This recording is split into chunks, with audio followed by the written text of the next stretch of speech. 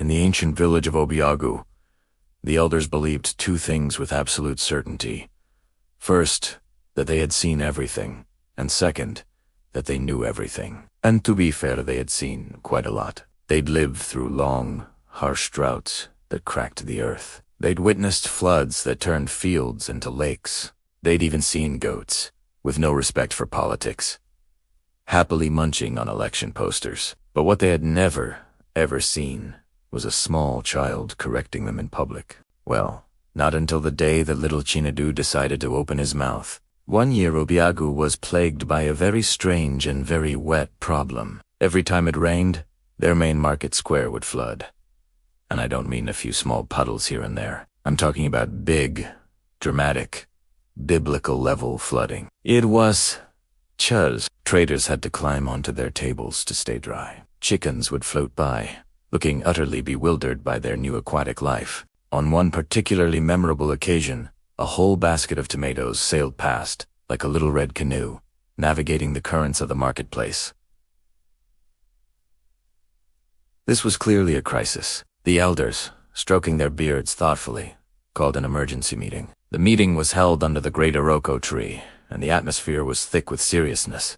The oldest elder cleared his throat, a sound that demanded immediate silence. "It is the gods," he declared with a grave tone. Another elder, not to be outdone, shook his head. "No, it is the river spirit. She is angry." A third elder, looking around with an air of complete confidence, offered his diagnosis. "It is because the youth these days don't greet their elders properly."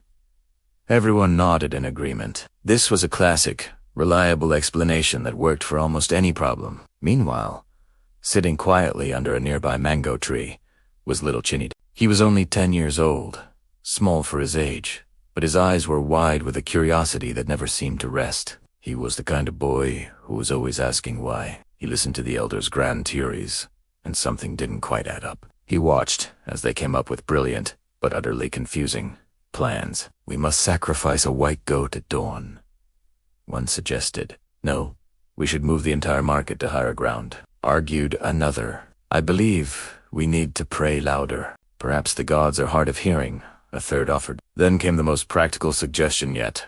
"Let's just find anyone who splashes water."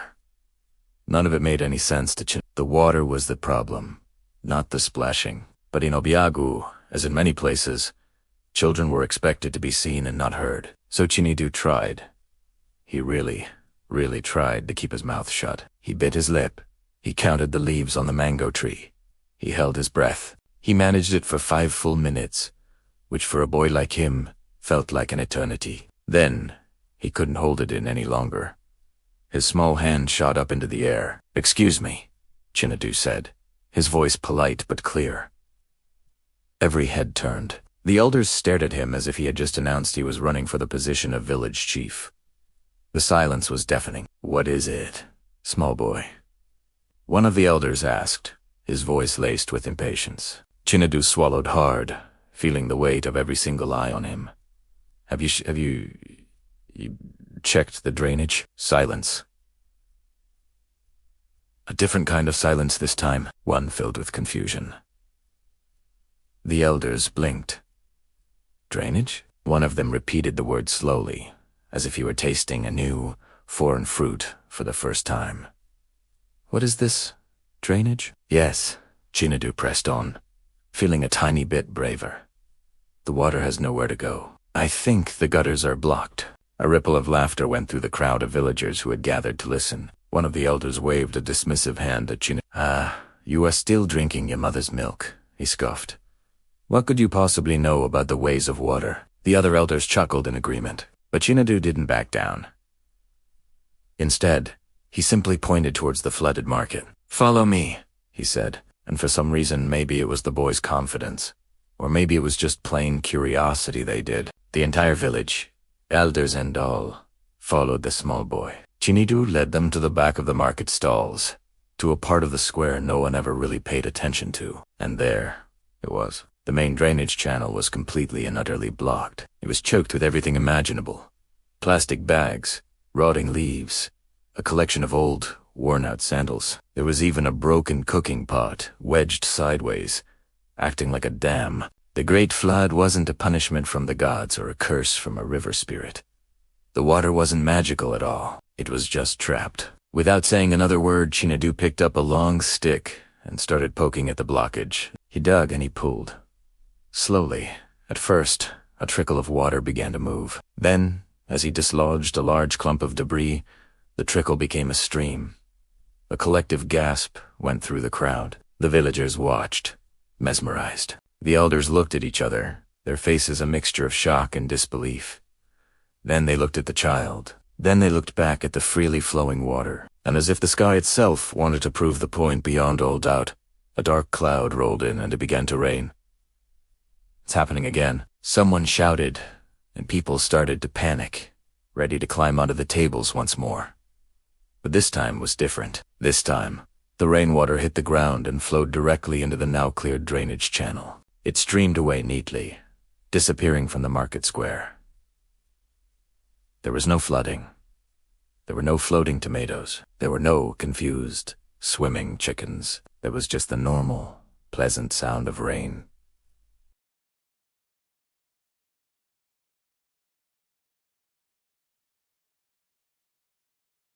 Chinadu stood nervously, wondering if he was about to get into trouble. The elder cleared his throat, the same sound he used to start the meeting, but this time his tone was different. Today, he announced to the entire village, "We have learned something important."